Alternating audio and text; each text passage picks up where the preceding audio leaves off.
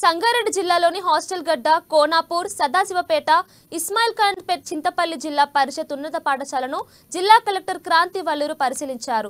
రాష్ట్ర ప్రభుత్వం పిల్లలకు మెరుగైన విద్య అందించాలనే ఉద్దేశంతో అమ్మ ఆదర్శ పాఠశాల కార్యక్రమాలు చేపట్టిందని కలెక్టర్ తెలిపారు. ఇక ప్రైవేటు పాఠశాలలకు ధీటుగా ప్రభుత్వ పాఠశాలలో మౌలిక సదుపాయాల ఏర్పాట్లు చేసినట్లు తెలిపారు.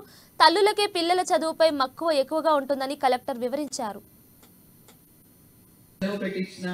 స్కూల్ కి కరెక్ట్ గా పంపించకపోయినా చదువు దెబ్బతింటుంది.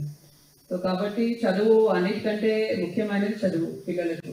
సో అది మీరు ఇచ్చే విధంగా ఏర్పాటు చేసుకోవాలి. అంటే రెగ్యులర్ గా స్కూల్ కి పంపించాలి, టైం కి పంపించాలి. స్కూల్ బాగుంటుందనే ఉద్దేశంతో ఈ కమిటీస్ ఫామ్ చేయడం జరిగింది.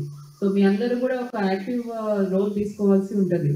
సో పిల్లలు రెగ్యులర్ గా వస్తున్నారా లేదా, టీచర్స్ కరెక్ట్ గా వస్తున్నారా లేదా, మధ్యాహ్నం భోజనం కరెక్ట్ గా వస్తుందా లేదా, మిగతాది maintenance of the school, sanitation అంతా బాగా చేస్తున్నారా లేదా, ఇవన్నీ కూడా మీరు మానిటర్ చేయాల్సి ఉంటుంది.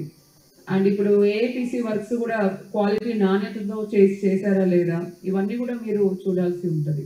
సో మీ అందరూ యాక్టివ్గా పార్టిసిపేట్ చేస్తే మన స్కూల్ అటెండెన్స్ ఇంకా కూడా ఇంప్రూవ్ అవుతుంది. ఇప్పుడు బడిబాట కింద కూడా ఎవరైతే వివిధ ప్రైవేట్ స్కూల్స్కి పంపిస్తున్నారో, అంటే ఇప్పుడు ఎంతో ఖర్చు చేసి ప్రైవేట్ స్కూల్స్కి పంపిస్తున్నారు. ఒక్కొక్క స్టూడెంట్కి 40,000 50,000 వరకు కూడా.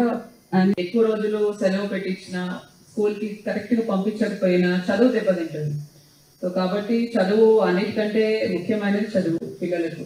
సో అది మీరు ఇచ్చే విధంగా ఏర్పాటు చేసుకోవాలి. అంటే రెగ్యులర్గా స్కూల్కి పంపించాలి, టైంకి పంపించాలి. స్కూల్ బాగుంటుందనే ఉద్దేశంతో ఈ కమిటీస్ ఫామ్ చేయడం జరిగింది. సో మీ అందరూ కూడా ఒక యాక్టివ్ రోల్ తీసుకోవాల్సి ఉంటుంది.